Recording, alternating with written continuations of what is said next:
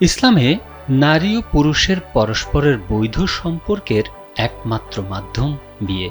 এর মাধ্যমে বংশবিস্তার হয়।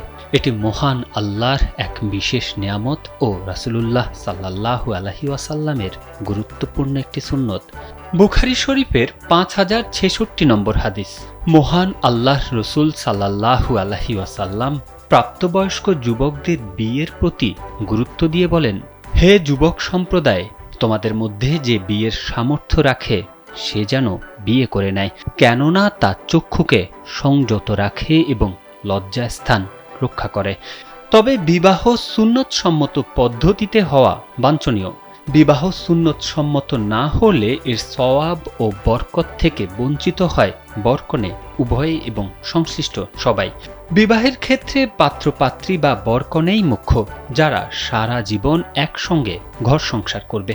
তাই বিবাহের আগে তাদের সম্মতি থাকতে হবে। সূরা নিসার 19 নং আয়াত।